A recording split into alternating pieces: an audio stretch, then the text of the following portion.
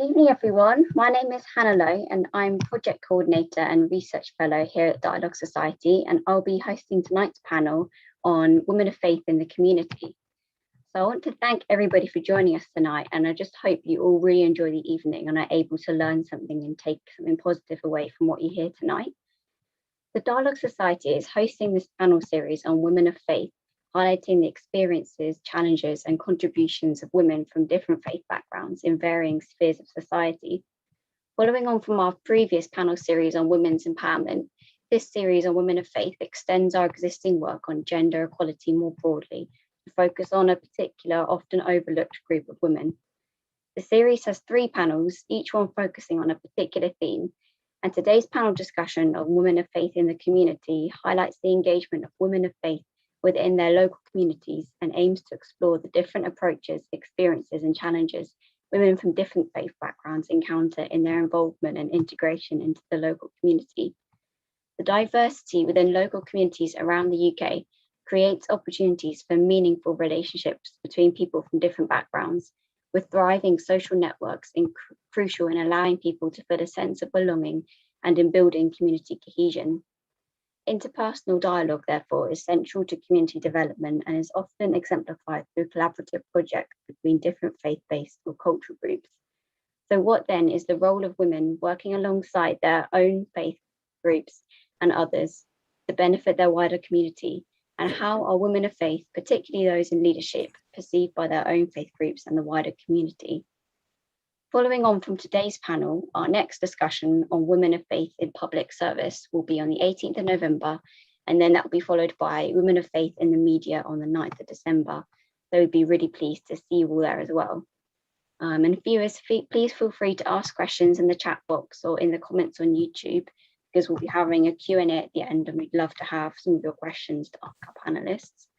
Unfortunately, Rabbi Charley Baginsky couldn't make it tonight due to COVID. So we just want to wish her a really speedy recovery. And our first speaker tonight will be, I think we're going to start with Dr. Lindsey Simmons, who is a research officer at the Religion and Global Society Department at LSE, with her particular remit being research into women of faith and peace building. Lindsay is involved in several national and international interfaith projects, including co-chairing her local Nisa Nashim network, a trustee for the Abraham Initiatives UK, and Jewish scholar in residence for the Council of Christians and Jews. Then we will hear from Rahima Karatella, who is a student cohesion officer from De Montfort University, a co-convener for the Christian Muslim Women's Dialogue Group, and has been involved in interfaith for 15 years. And then lastly, we will be hearing from Juni Siddiqui, MBE, who is an inclusion and diversity specialist, social entrepreneur, founder and director of Together We Thrive, co-founder of Nisa Nashim Jewish and Muslims Network, founding director of Sadaqah Day, co-founder of the Big Iftar. So without further ado, I'd like to pass on to our first speaker of the night, Dr. Lindsey Simmons. Thanks so much, Hannah. So very lovely to be here. Thank you for your invitation. I'm delighted to be on a panel for the Dialogue Society, of part of this prestigious array of very accomplished women of faith. My remit, I believe, is to speak for about 10 minutes and explore the lives of contemporary British Orthodox Jewish women in their local communities. In all honesty, I think the topic requires a good few hours, possibly weeks, but I will have a go. So what am I here to share? I'll start by thinking about the historical context of today's discussion. I would say 40 years ago, Orthodox Jewish women could not sit in a Beit Midrash, a study hall. They could not attend a Talmud class. They couldn't make legal, halachic decisions, Jewish legal decisions. They couldn't take part in public ritual. They led no congregations. And I would say in their struggle for participation, they were rendered unintelligible, accused as heretics, branded witches, because, as Judith Burling suggests, religiosity is not primarily a matter of holding correct opinions, but of conforming to a set of behaviors. Today, Orthodox Jewish women do all these things, although not necessarily here in the UK. They've come to occupy space that was historically ritualized and embodied by men, and they've come to own that space and become intelligible within it.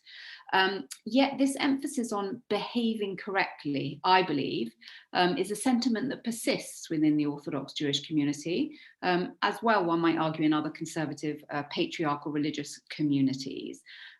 It can be manifest as the silencing of women, rendering them invisible, but most of the time I find this expressed in terms of them being unintelligible, a kind of enigma. So I'll say a couple of words about myself, my work and my life. I know you've introduced me already, Hannah, but I think it gives everyone a better understanding and the context of my thoughts. I wasn't brought up in an Orthodox family, but I became a committed Jew later during my teens and my early 20s. I'm now an Orthodox Jew. I live within an Orthodox Jewish community. I'm a member of an Orthodox synagogue.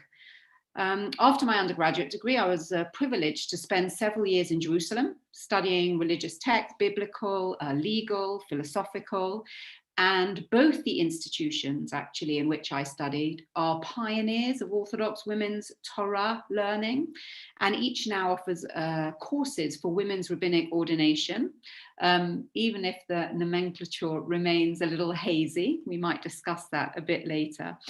So after those 5 years, I returned to the UK and I began lecturing here at the London School of Jewish Studies.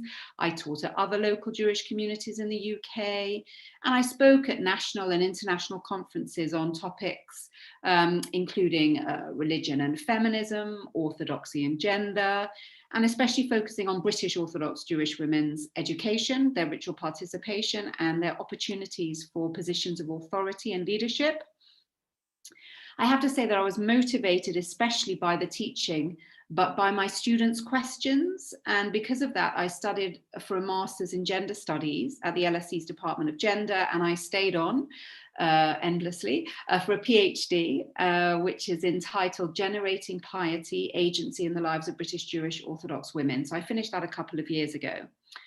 And throughout that time, I also became involved in other projects. So as you mentioned, Hannah, co-chair for my local Nisa Nashim, which is a Jewish Muslim women's network, as scholar in residence for the Council of Christians and Jews, which is the first UK interfaith body, actually, and as also a trustee for the Abraham Initiatives UK, which you also mentioned, which is an organisation which promotes equality for all citizens of Israel. So that's Jews, Arabs, Palestinians, Muslims, Christians, and so on. I also worked for a year as a scholar in residence for Hampstead United Synagogue, and that is important because it was the first Orthodox synagogue in the UK under the auspices of the Office of the Chief Rabbi to create a leadership role, especially for women. But why I say all of this, I hope in a non-narcissistic way, is to express how I straddle various worlds. So I straddle the worlds of my very eclectic family, of the British Orthodox Jewish community, of the secular university, and also, of course, of the Jewish, Christian, Muslim communities in all their various manifestations. In general, my activist proclivities tend towards the advancement of education of Orthodox Jewish women and their ritual participation and their opportunities for leadership and authority. And as you also mentioned, I'm the lead researcher in the Women of Faith and Peace Building part of the Religion and Global Society project here at the LSE. So I'm going to go back in time and think about what biblical and rabbinic texts say about women, and then hopefully bring an example of contemporary life that is a sort of contraindication to those texts. I'll just bring one example. I only have 10 minutes. And I'm going to bring an example from the book of Numbers, chapter 26, for those who are interested in biblical texts. The Hebrew, I will read just for the pleasure of it. Tzlofchad ben Chefer lo hayu lo banim ki im banot. This man called Tzlofchad had no sons, only daughters. V'shem banot Tzlofchad, and the names of these daughters were Machla, Noah, Chagla, Milcah, and Tirzah. Okay, so there are 5 women here, 5 daughters who are all named and all recorded. And the story goes on to say that they approached Moses and Eleazar and all the chieftains and the whole assembly of the children of Israel, and they said, our father is dead, he has no sons, we would like to inherit his portion of land. And the question is, what does Moses do? And he brings their case before God, and God says, and again I will read the Hebrew, Ken benot slofchad dobrot, they speak correctly, their case is a just one. And so they do indeed inherit this land, but not only that, the text continues and says that further speak to the Israelite people and say to them, if a case like this appears again, you pass on the property of the father to the daughter. So ultimately, these 5 women, they don't only change the law at that specific time, but they also set a precedent for similar legal situations in the future. And then we'll move on to what the ancient rabbis have to say about this story, which personally I find a very motivating story in terms of the way in which the women themselves gather, the women themselves bring a case, and the women themselves are granted, as it were, permission to do what it was they wanted in the first place. That all fits into a patriarchal structure. But what do the rabbis say? So later in the Talmud, and the Talmud is compiled in the Babylonian Talmuds are compiled in approximately 500, 600 CE. And they say the following things. First, these women were wise. How were they wise? We see this from the fact that they spoke in accordance with the moment, would be the best translation, or they presented their case at auspicious time. In other words, when the case was necessary, when the case was meaningful, that's when they brought their case. 2, they were good interpreters of the texts. They were able to say, the text doesn't say anything about women inheriting if there are no sons. So they see the gap in the text and they're able to fill the gaps in the text. 3, they were righteous. This is one of my favorite moments in the Talmudic literature. Why were they considered righteous? It says they're righteous, this is just one opinion, from the fact that they did not rush to marry, but rather they waited to marry those fit for them. It's an interesting piece of Talmudic text, but all of those 3 examples give us something positive to say about those women. They're not held in disrepute, they are not branded as anomalies or enigmas. What they had to say was considered very carefully. And lastly, a piece from something called the Midrash Tanchuma, which is the homiletic material that expands and fleshes out, one might argue, the skeletal structure sometimes of the text. And they say the following, what the Benot Slofchad, what these daughters of Slofchad spoke, this was the law. In other words, as they spoke it, that became the law. And continues and says the following, the law that Moses doesn't know, these women, they knew it. Okay, so why am I bringing this story? First of all, I want to think about and consider that there is, in rabbinic literature, a very positive stance towards what women have done. Again, I don't bring this as apologetics. There are probably many more statements that are negative than are positive, but I want to see this one in particular in contradistinction, this biblical story and its rabbinic commentary, to a personal experience in my local community. So I'm sharing this with you slightly with amusement, but mostly with a little despair. So a few years ago, I was asked to give a class in a local synagogue, a pre-festival class, so on a relevant topic. And I said, yes, I'd be delighted. And then following the invitation, I received an email from the rabbi of the community, which I have to say I printed out.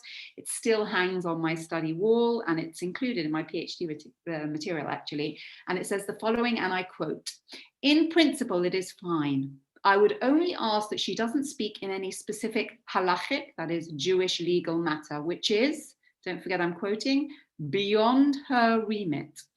In other words, she could talk about the relevance of the festival to women, etc., but it is not for her to get into a discussion about women's obligations of the day, which is a halachic legal matter and not something she ought to be talking about. I trust that is in order." Okay, that's a quote. Just so you know, I did say that I'm happy to be uninvited, but I really can't be told what I can and can't teach. And in the end, the class did go ahead. And of course, I did speak specifically about the legal obligations of the festival once I received that email. But I think that my religious response to this email is summed up very well in the words of Tamar Ross, Professor Tamar Ross, in her controversial masterpiece, Expanding the Palace of Torah.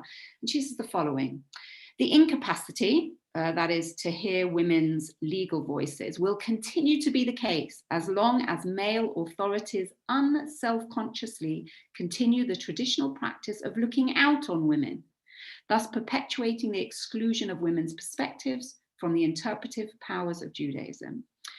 And she emphasizes this by saying the following: the male attempt to equate one point of view with objective truth by the appeal to pure reason is just another way of privileging its partial knowledge and imposing it on everyone else.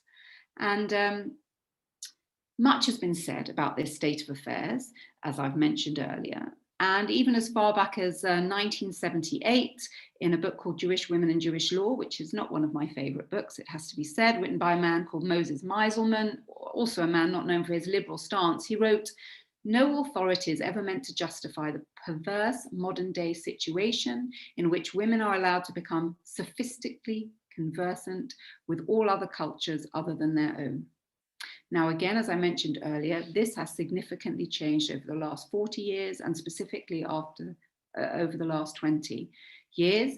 But I would argue that in the UK, this change is incredibly slow and very different from the other places where there are large Orthodox Jewish communities. However, and I will end with this by saying I am ever the optimist. I'm also the hopeful activist. And I'll endeavor to see repeated time and time again the words God spoke to Moses regarding the 5 daughters of Zelophehad. They speak correctly, their judgment is correct. And in that vein, my principle as the hopeful activist is the mantra in general: don't threaten to leave, threaten to stay. Thanks. Thank you so much, Lindsay. That's so great to hear your experience. And just to hear that based on biblical text and also what your experiences of the Jewish community in the UK, that's just really valuable to hear. And if it's okay, would it be able to go to Julie next? And then we'll go to Raheema last. So handing over to you, Julie. Yeah, thank you so much. Bismillah ar-Rahman ar-Rahim. I begin in the name of God, the compassionate, the merciful. Always a difficult act to follow, my dear friend, teacher and fellow optimistic activist, hopeful activist, I think she called herself, Lindsay, who I consider to be a dear friend and teacher as well. And as you've just heard, she eloquently always gives us lots of food for thought. So I feel honoured, but somewhat, oh my gosh, that I have to follow her, but I will do my best. So it's really good to be here. Thank you so much to Hannah. It actually looks like we're sitting in the same room, Hannah. We've got the same wall colouring, but we're definitely not, although I hope we will be one day. So I just want to share a few kind of thoughts and random things that came to mind when I saw what we were going to be talking about, topics that I feel very strongly about, as does Lindsay, as does Raheema, as do many of us. And in a way, the kind of the good, the bad, the difficult, the warts and all, and the amazing, and all of it in between. So trying to do all of that justice in 10 minutes is not easy for someone that talks a lot like I do, but I'll certainly do my best. I'm just going to put a clock on as well so I know where I'm at. I want to start off by saying, and I'm going to really try and focus it in on the community aspect in the way that I was asked to do, and not go too much onto too many tangents if I can help myself. Especially after hearing what Lindsay was just saying, is always much food for thought when I listen to that. So I just want to start off by saying there's no such thing as the Muslim community, much as people like to kind of put that into a nice, neat box, or the Muslim woman. It doesn't exist. It is community of communities, diverse in probably every way you can think of. And as I mentioned just now, within that, there will be the good, the bad, the warts and all of the messy stuff and the amazing stuff and the inspirational stuff as well. And I guess I want to start by saying that if you'd asked another, I mean, there's 2 of us here that are are Muslim. If you'd ask another 2 Muslim women or another 200, or, you know, that you'd be getting a very different presentation, because we've all got our own set of circumstances, our own lives. You know, we are the sum of everything we've been through. So I just want to caveat whatever I say by that. I'm not trying to represent the faith. I'm not trying to represent every Muslim woman by any stretch of the imagination. It's really more me giving my thoughts and experiences, of which I have many, and I'll do my best to do that, and just to really give a snapshot within 10 minutes. So I want to start by saying that for me, friendship and the idea of developing friendships among women, both in terms of, I would say, Muslim women in my case, but also women from different backgrounds, has been and remained and continues to be really important to me. And I think that it's something that I try and share examples of for other people to realize the benefit of doing that. It seems so obvious, perhaps, but when we talk about perhaps interfaith relations, often friendship isn't featured and is sometimes even seen as a bit wishy-washy, and that actually we need to get on with the other stuff, the business stuff. I mean, I would say that from all the experiences I've had, that actually the deeper connections and the real bonds and friendships that people can develop, particularly women, are crucial, in fact, and they are the way to go. And the more I see of this happening, the more I'm feeling optimistic that things are going to change. And also, I think we all need good people around us, you know. And again, as I sort of get older, I realize just how important that is. And that also means that sometimes perhaps we let go of certain people or we reshape our boundaries, as it were. And I think, again, as women who tend to be quite good at relationships, but also need to protect ourselves from people who maybe are more negative or draining our batteries or whatever. And I say it because I felt it myself. I've seen it in others. And sometimes people feel they can't let go of certain people and regroup and get different people into their lives. But I think it's really, really important. And I've put a lot of time into developing relationships with people who are like me and also people who are different to me. And I say that because these things don't happen by themselves. It requires effort and time. And I'm certainly not saying I'm, you know, always good at it. And I, as with all of us, you know, struggle with time and trying to prioritize things. But I would say, you know, try and protect those friendships because they can be so crucial. I just want to actually give one example here of many that come to mind, but because Lindsay's here, I'm going to mention her. And we are friends, you know, we met 10, 11 years ago. So when I find myself on a panel with her, it's always really lovely. But I remember when the Christchurch mosque attack happened in New Zealand. It was horrible for a number of reasons. Of course, terrorist attacks just always are horrible. You know, when we hear them, it comes out, we find it feels very personal, whoever it is. And Lindsay was the first person to call me that day on her school run. And, you know, she didn't have to do that, but she did. And she had to then listen to me be angry and upset, frustrated at the idea that somehow anybody would be surprised that a mosque had been attacked in that way. She wasn't surprised, but many people were. And the kind of narrative that was coming through. And I thought, you know, and she had to listen to all of my frustration and anger and hurt and all of that, and feeling scared as well, as we all do when we hear about these kind of attacks. They feel very personal. And on the flip side of that, I guess I would say, when the Pittsburgh synagogue attack happened, which actually the anniversary of which, 3rd year, was yesterday, you know, I remember I cried. I'm saying this in public now, but I cried in private. I didn't tell any, you know, it wasn't something I did because I felt I had to do. It just felt very personal to me, you know, because I've been in synagogues like that, both here and in America. I know the kind of synagogue it was. It's the kind of synagogue that lovely families like Lindsay's would actually go to. And I could kind of picture it Saturday morning, etc. And it felt very personal and so hurtful and so frustrating that these things can happen and people can be so horrible. Now, the reason I mention all of that is because of these friendships.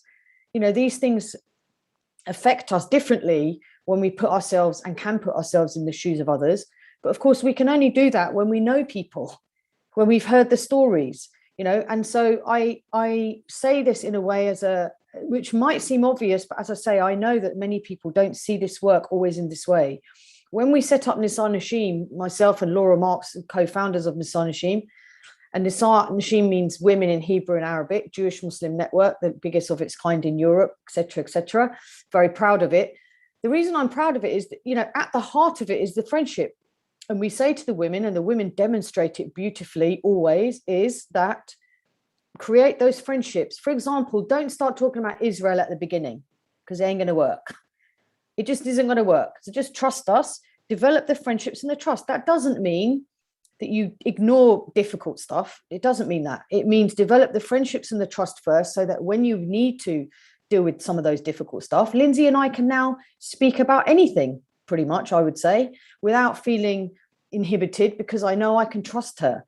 I can share stuff with her that I might not even share with other Muslim women, because I need to let off steam or whatever. But so I feel, to just reiterate, that trust and bond is really important. Through last year, through COVID, when one of the Muslim women in the Sonashim, I'll name her, Ruxana, beautiful person, her mum died. It was tragic. Of course, anybody who lost anybody in COVID knows just how hard it was. It was harder than it would have normally been. You couldn't go to them. You couldn't do the normal things you would do.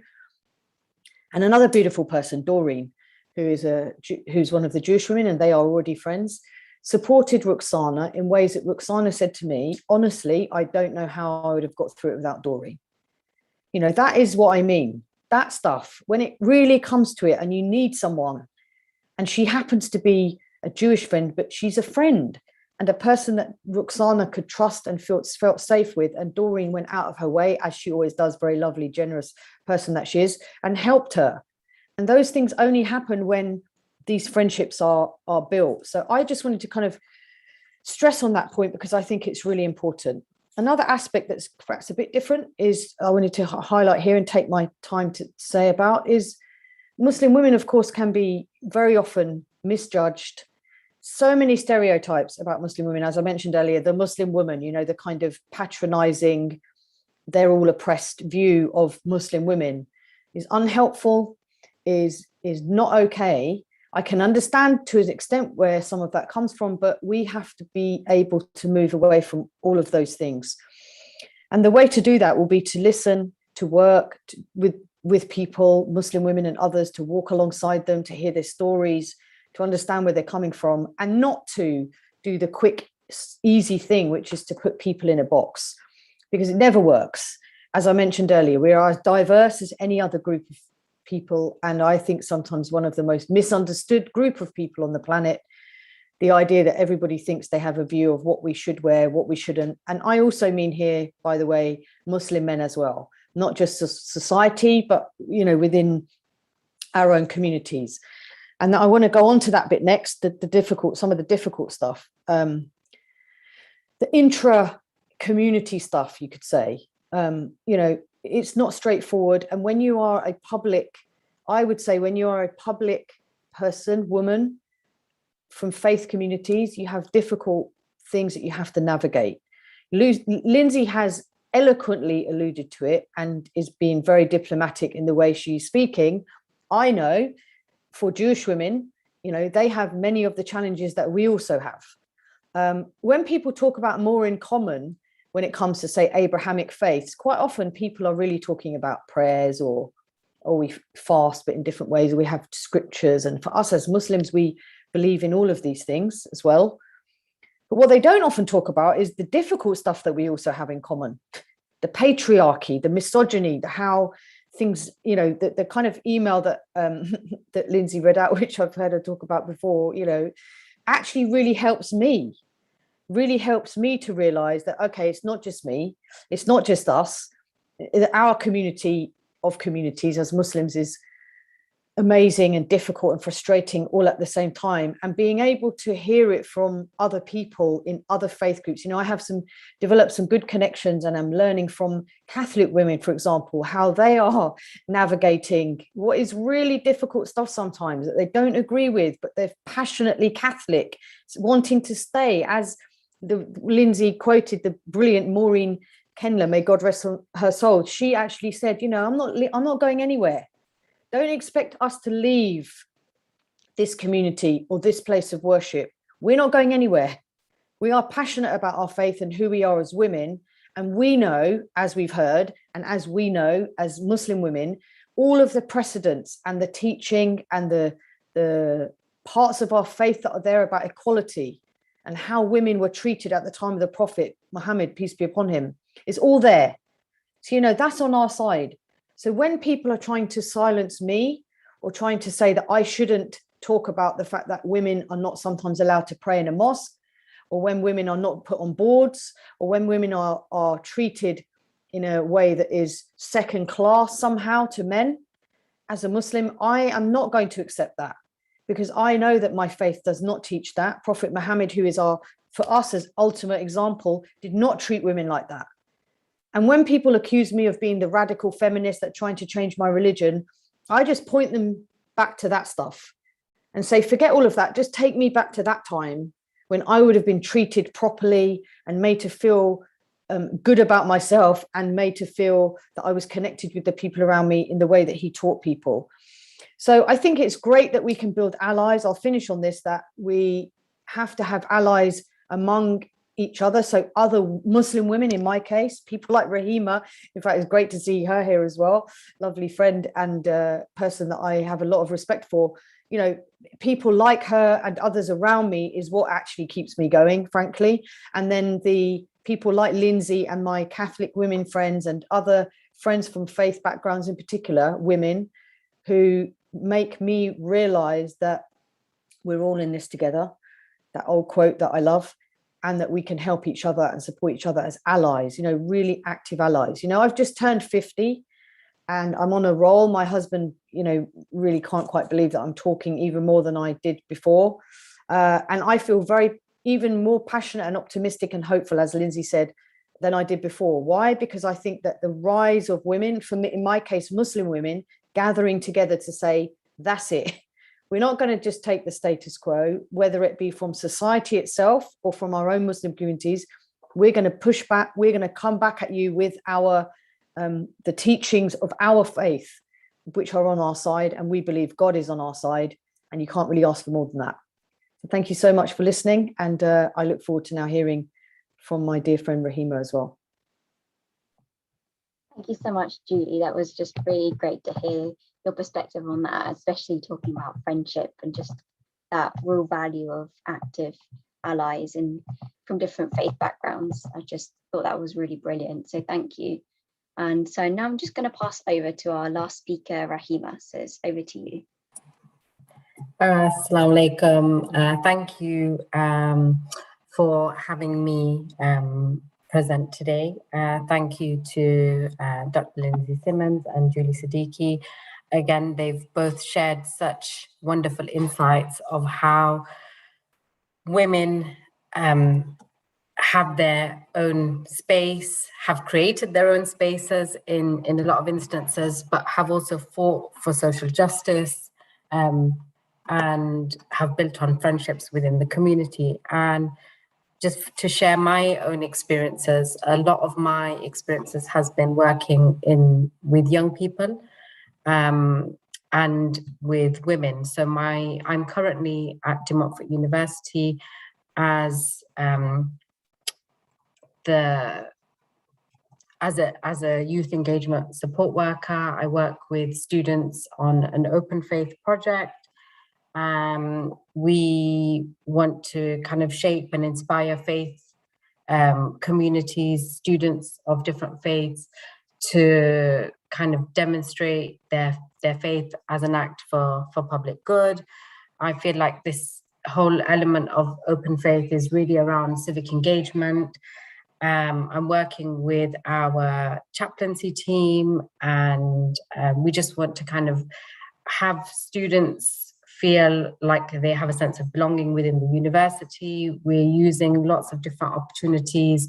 For example, I've been doing lots of events for Diwali this week, and just kind of sharing different cultures and faiths on campus has really been a highlight for me personally this week. I'm looking forward to organizing events for Interfaith Week later in November. So we'll be doing lots on campus for then. But I guess essentially I am a Muslim woman. I am also a person who believes strongly in social action and doing. So I love to engage with students, with people around me, and just make things happen. I would say I'm a doer more than a talker. So I probably won't be speaking as long as my my previous two counterparts, but I will give you an insight into the work that I'm doing. So as I mentioned, I'm working at the university as a student cohesion officer. And part of my role has been to create this project called Open Faith, just about building resilience within students, making them feel like they have representation. And for me, that's really important. And one way of doing that has actually been to recruit faith advisors. So we do have a Muslim chaplain on campus, and we have a Christian faith advisor from the Anglican Church, but I wanted to bring diversity. So just recruiting someone from within the Pentecost tradition, the Catholic tradition. We also never had a Buddhist faith advisor, Hindu, and actually we've just recruited a spiritual advisor as well, which I think is really important to be able to engage with those of faith and none. So that's kind of how our project at the university is shaping up. One of the other roles that I had mentioned is that I work quite closely with the National Christian Muslim Dialogue Group, but I've also been able to develop and support the Leicester Local Christian Muslim Women's Dialogue Group, which is going to have its 20-year anniversary. I wasn't part of that when it initially launched, but my good colleague and friend Rabbi and Diane Johnson were right at the beginning, at the very early stages of developing that. And it's been happening in Leicester for the last 20 years. I've only been involved with it for the last, I'd say 5 or 6 years. But again, a part of what others have alluded to is having an opportunity, having the space, the Christian Muslim Women's Dialogue Group has been really well received by all of our women. Again, just like what Julie mentioned, it's given opportunities to kind of reach out during COVID, but our last activity was during Ramadan, where we had an iftar. So we had a live cook along where our women together made aloo tikki, and so we kind of prepped them on what ingredients to bring, and during the session they were able to make it, and we had such a laugh on Zoom. But we sat and we broke fast together, and it was not just a spiritual experience, but it was also that opportunity to share our practice, and to have and find that friendship within our community, and within and so working with, I guess, with non-Muslims and working within the Christian community has been really important to us, because I feel like it's like the elements that have been discussed before, having the trust, having friendship, and having good bonds has really helped to break down stereotypes. It's a safe space for us to ask questions, any questions. We share stories, we share our diversity within what the Christian group looks like, but also what the Muslim group is and who we are. And I guess to a certain extent, other people have said is that we are fed up of being told what we should be like, what we should say, do, where, but having this space within the dialogue group, it allows us to share our own story and tell our own narrative. And that's why I greatly appreciate that space, as do the women that I share that space with. So that's a little bit about my work and the dialogue group. But you also kind of asked on one of your questions about how women are perceived, particularly in roles of leadership.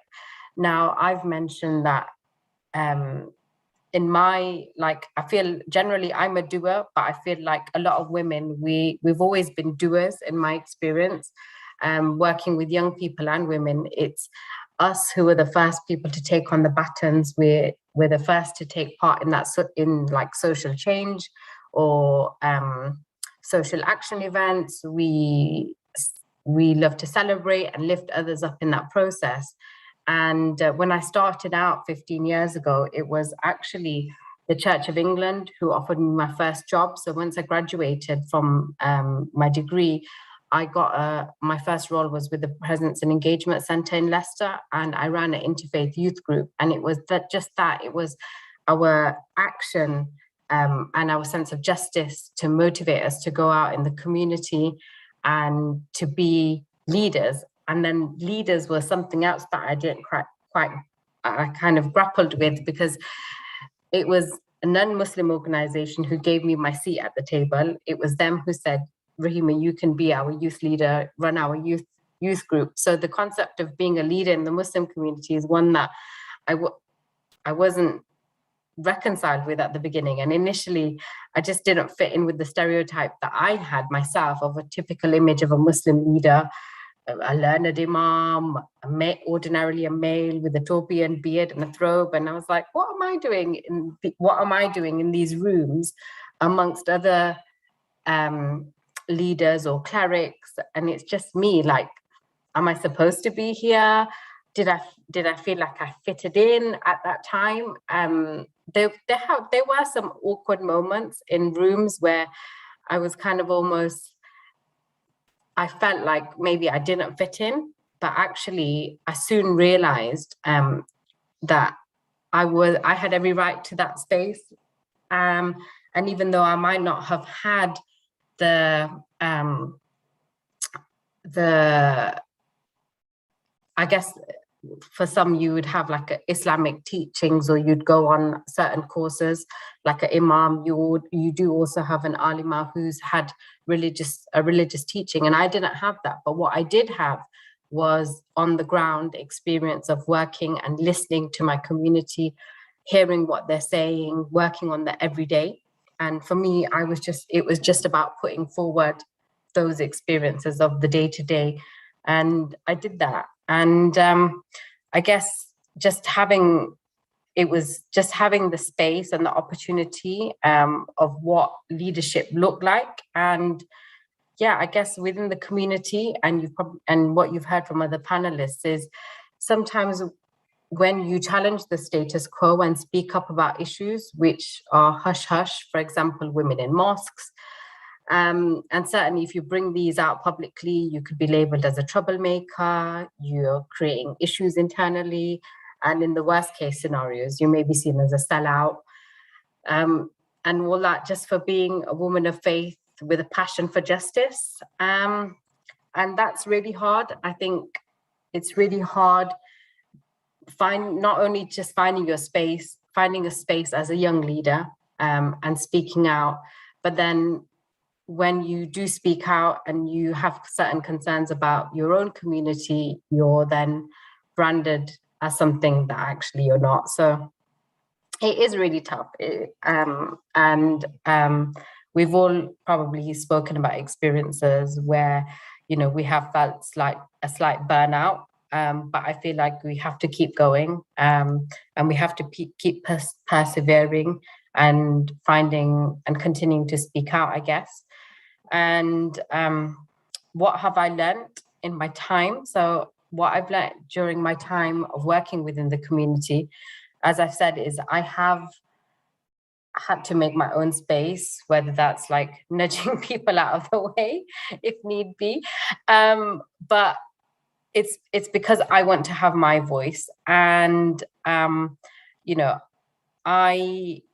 I just want to kind of just go back to the example that Julie gave, that in the time of the Prophet, we, and just if we just kind of give examples of the life that the Prophet had with his companions and the way he treated women, it wasn't like what we see today. And just kind of when we're asked, or, why do you want this space? It's because it was given to women at that time and it's not given to us. And so actually there's no reason why we can't ask for it, because it's within our prophetic tradition. So yeah, just kind of referring people and just knowing that actually we have every right to that space, to being leaders within our own right. So yeah, sorry, I think I'm waffled on a bit, but essentially my experience has been working with young people, supporting them, making them feel like their religion, their spiritual side is relevant, working with my interfaith colleagues, and also kind of navigating and finding my own space as a leader. And I'm still looking to continue my development as a leader, but I've had some really insightful women be part of my journey and helping to develop me. So yeah, thank you to everyone who's been part of that journey, and including my husband, who's just done a cameo there. But it's fine. So yeah, thank you for giving me the opportunity to share today. Thank you so much, Raheema. That was just so great to hear all of your experiences. And yeah, we think you're so valuable in what you're doing. It's just really lovely to hear your point of view. And so I'm just going to go to a couple of questions that we've got. And the first one could be for all the speakers. We've got someone asking whether women's families, give enough support and encouragement in their efforts to have a balanced, fair place in their communities.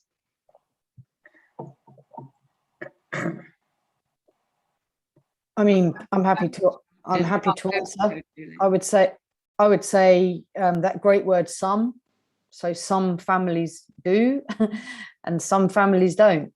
There's no doubt, as Raheema has just alluded to, as her lovely husband just dashed about in the background, and I know Lindsay's husband Jeremy and my husband very supportive, and also my wider family very sort of proud.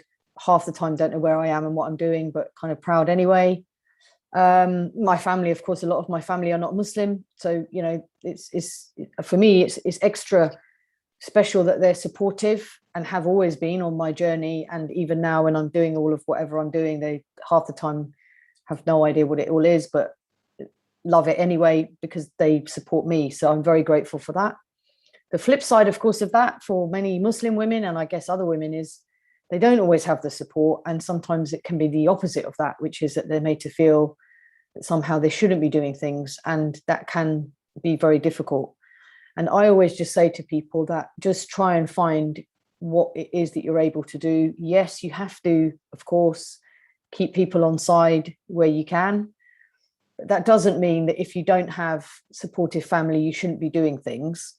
And I would always try and really encourage women in particular to find their purpose, to find what they feel is pulling, what they're being pulled towards, and find ways to make that work. And that can be done while also, of course, looking after others. But really, that old thing that we keep on hearing about, particularly through the COVID times, is you need to fill your own cup. You need to put your own mask on before mask in the plane. But that can also apply now as well, of course. You need to put your own mask on before you help others. And so often, women in particular are not good at this. They give to everybody else but themselves. And so I would say, yes, you have to think about what your family are thinking. It's important you get the support. But if you don't get that support and you still feel passionate about what you want to do, find a way to do it anyway. Respect people for where they're at. Look after yourself, and then find your passion and follow that. And as Raheema and Lindsay and I know very well, you have to have women around you that are going to support you to do it. I feel very strongly about this, that the way I know when I look back at my life 25 years ago and now, when I first, as a late teens, early 20s person, I couldn't even speak in front of 3 people, like literally. And why am I, and now I'm not really fazed by anything. I still get nerves. I still, need that adrenaline rush to do stuff, speaking on radio or TV or whatever it is. But I went on a journey, and I didn't do that journey by myself. I went on that journey with other people, particularly women, but men as well, good men. So it's about finding your purpose and following that. And you will come across bumps in the road and people telling you not to do it and whatever. But if you know what your purpose and passion is, those bumps in the road will just motivate you more, not stop you from doing things.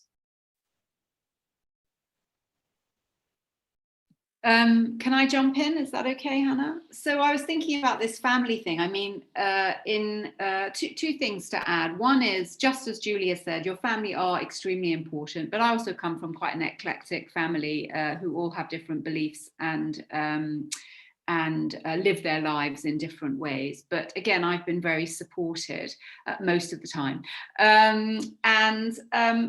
But again, that's an expansion, isn't it? We have our own immediate family, we have our friends, we have our community and communities. And of course, we sort of have the global community now, and we can engage with others around the world who are involved in, for example, what I was talking about earlier, let's say women's advanced religious study, women's participation in religious ritual, and women engaged in authority and leadership. And as I also mentioned, the UK in particular has a very small Jewish community, 250, 280 Jews, 1,000 Jews, who answered the last census as Jews, just as an amusement. More people identified as Jedi than as Jews in the last UK census. Anyway, so there is that worldwide family, and I do mean it as a family, because those people, again, as Julie and as Raheema have mentioned, those people who support us and give us voice, they do become our family. And the second thing I want to mention is kids. I have kids, and they are all almost out of their teenagehood now, but they're still at that moment of rolling their eyes at their mother in humiliation, and thinking about the fact that at our, for example, Sabbath table, when we have a variety of guests, Jewish, not Jewish, religious, not religious, and from all walks of life, and from all communities. There is a sense of opening them up to conversations that are not had at all Sabbath tables, opening them up to conversations that cause them discomfort. But also, I hope, and especially for my daughters, and I don't want to emphasize that because I want obviously an understanding from my sons too, and the lives and families and worlds that they create and communities that they create, but especially for my daughters, opening up worlds that for me were not accessible, giving them opportunities, for example, to study for rabbinic ordination as a woman in the Orthodox Jewish community. That didn't happen, and supporting them in doing so. There will be some kids who roll their eyes at that and others who will engage and be delighted. But that is also part of what we do. We create communities that are local. And you asked us, Hannah, specifically to kind of navigate between that local and that global. And everything that is local and familial is also societal and political, as we know. So there's something about the intimacy of family that also opens up, in the bigger picture, opportunities for community and obviously the world. Hannah, can I just give a quick rolling eyes example from my own children from this week, just to reiterate the point?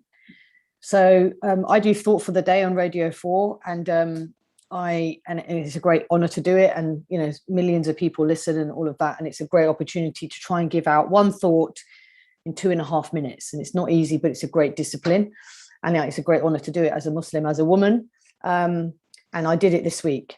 And what's always amazing are people message afterwards, thanks for doing it, really interesting what this is, blah, blah, blah. But two really lovely responses that I got this week were connected to my own children. Two of my children, I have 4 of them. Two at uni and two at home. And one of my daughters, so my daughter is 15, her friend Mia as they do nowadays, started videoing herself in the car at the time with her mum, listening to me on the radio, and videoed it and then sent it to Sumaya and said, I think I just heard your mum on the radio. And of course, Sumaya had no idea, was actually fast asleep because it's very early in the morning. And then similarly, my son Issa, who's at uni, his friend Lucian, who's away from uni at the moment in Leeds, sent him as well a video of himself listening and said, I think I just heard your mum on the radio. And of course, when I said to Sumaya, do you want to listen to it? No.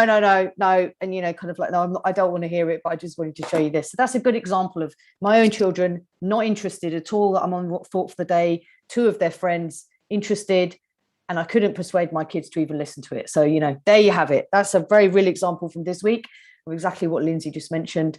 But, you know, of course, they're proud and all that, but they just don't want to hear it.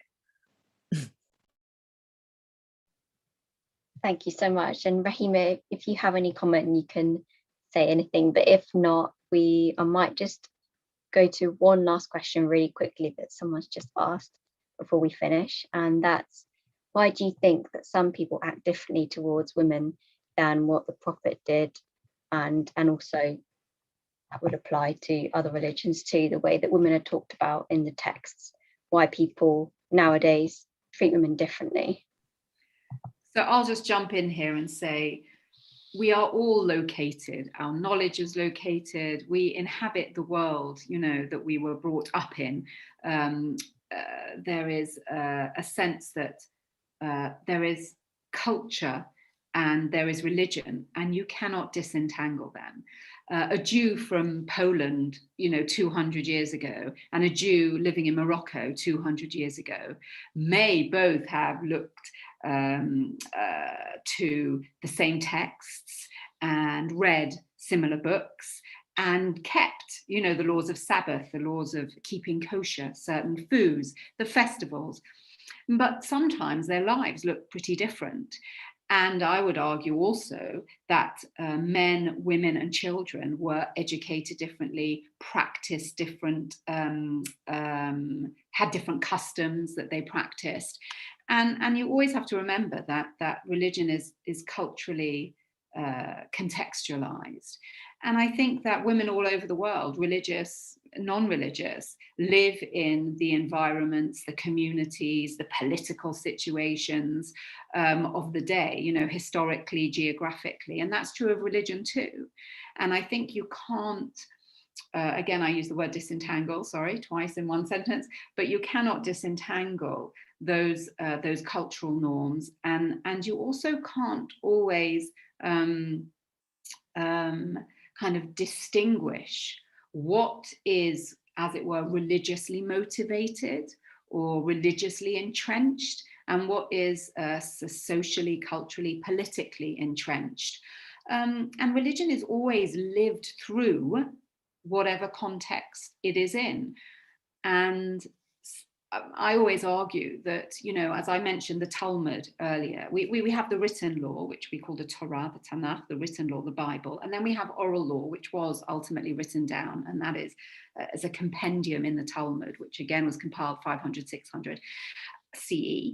And after that, we have we have Maimonides, we have great works of Jewish law, and they continue to be written. Right now, we have responsa to legal issues. So the question is why? Why are we still writing? If it was all sorted and everybody knows the answer to everything, why are we still writing books? Why are we still asking questions?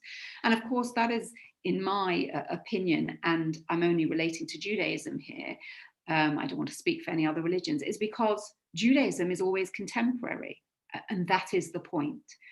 So people and rabbis with whom I've argued a lot, you know, about these issues, I say to them, you know, the Torah or Torah life, Jewish life, you know, made it through the Greeks who destroyed the temple. Sorry to talk about this, made it through Auschwitz. Really, you think that these ideas are not going to make it through feminism? Feminism. The Torah, Jewish life, Jewish law is robust. You are meant to argue. You are meant to think. It is not supposed to be a superficial, flat experience. And Jews love arguing, right?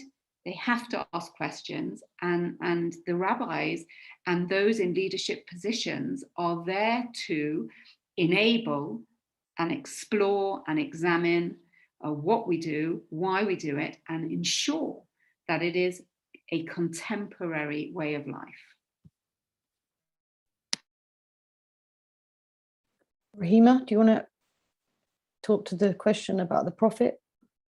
I would, yeah, I guess I would, for me, I would say in this British context, I would say a lot of our faith does also get entangled within cultural context and cultural, like I would say, part Indo-Pak mentality, and certain things of women kind of not being seen or not being heard translates from the subcontinent over here, and has been done over generations. I feel like that is now changing, and I feel like the British Muslim voice is coming out more now, especially for women and men. But yeah, what are your thoughts? Yeah, no, I mean, I agree with that. And as Raheema very rightly alluded to, so if you think about Pakistan, for example, women just don't go to the mosque, like full stop, pretty much. There are exceptions. There are some big mosques where women do go, but actually the general norm is that they don't go. So of course, if you imagine that and then sort of transport that to here, that's how we've ended up somewhat where we are actually, if it's just specifically talking about mosques. I think that also is always a challenge for religious communities to stick to the tradition while also being relevant. How do you make sure that things remain as they were supposed to be while also in context? You know, how do I, as a Muslim woman in Britain in 2021, how can I relate to a man, if we're talking about the Prophet Muhammad, who lived in Arabia 1400 years ago, different context, different times, different things that were relevant and not relevant. We have technology, etc., etc. So I think it goes down to what Lindsay just mentioned, which I think the Jewish community are better at, although of course she's alluded to the fact it doesn't always work out well. The idea that you're supposed to question and ask things and, you know, grapple with it. And I think, you know, I don't think I'm speaking out of turn here to say that for Muslims, this is not how things are at the moment. People feel that you have to have something that is very black and white, and you either do it or you don't. You're either with us or you're against us, that kind of mentality. And I just don't believe that that is how our religion is supposed to be.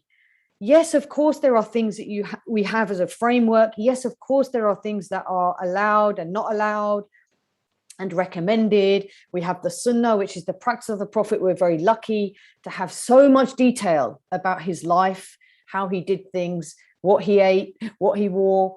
But how do we then, peace be upon him, how do we then figure that out as to what that means to us now in Britain in 2021? This, of course, is the ultimate challenge for all of us to remain relevant for young people.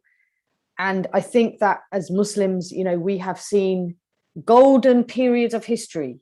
You know, I've just come back from Portugal. In fact, my thought for the day was on this very topic of a golden part of civilization where Muslims were absolutely doing what I think needs to be done now as well. Inventing and creating and talking and discussing and living in a way of coexistence. And, you know, we can do that again. But I think at the moment, Muslims sometimes feel backs against the wall. Of course, we've had, you know, we have terrorism and all Muslims feel that they're somehow blamed for that. And it can be very difficult. The post 9/11 narrative has been very difficult. Islamophobia, anti-Muslim hate is a real thing. So, you know, we're trying to grapple with a lot, but we have to think about what we can do going forward and how we make it relevant for all of us and how we make it appealing while sticking to the tradition. All of this is an ongoing challenge. I am honestly seeing more hopeful things coming from, frankly, people like Raheema and other Muslim women than I am from the wider parts of my own community at the moment. And I will reiterate how difficult it is for women in faith communities. I could say specifically as a Muslim woman to do things publicly, and the kind of, you know, the backlash that you could sometimes get, and the treatment is really very difficult and not okay. And so we need to really call that out when it happens. Me working with the Jewish community, you know, creates sometimes a narrative against me that you just wouldn't even want to hear in public. And so I say that only because it's not just me, but I'm using my own example because I can. That is not okay either. And that is not going to progress us as a community or as a society if we continue in that way. So I have every hope that women will and are taking my community forward and will continue to do so. And we do that with each other and with respect for other people from other faiths and working together when we can. I think for me, that's what gives me hope. That's what keeps me carrying on. If I didn't have that, I'd have left a lot of this work a long time ago. But I still remain hopeful and optimistic. And also, of course, education, just finishing off that education. We talk about some of the examples at the time of the Prophet, peace be upon him, that many people don't know about.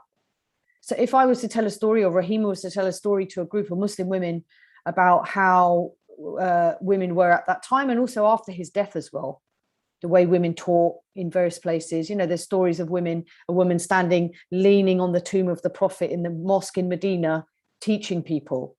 If I tell you now that in modern day Medina, sometimes I can't even get to that place as a woman because I'm told I can't come in. Where's that? What's happened? We need to educate each other and tell the stories and realize that we can become empowered from those kinds of stories of how it really was, not what we've been taught perhaps. And then sometimes you see women in a room think, hang on a minute, I've never been taught that. Why did I not know this? And then they go on their own journey. That for me is a magical moment. So that's what we need to be doing with each other as well, educating each other as to what it is and then allowing people to make their own decisions. Thank you, Julie. Thanks so much for answering those questions really well. I think it's just a really valuable discussion that we've had tonight. Just hearing everybody's different perspectives and experiences. So I'm really grateful for all of you. It's just been such an honor that we've been able to host you. And thank you so much for giving your time and talking to us about really important topics. So thank you to everyone. And thank you to everyone listening. I hope you've really enjoyed this evening and just taken something really positive away from it. So that's all from me. Thank you, Hannah, and Dialogue Society and the other panelists as well. It's been great.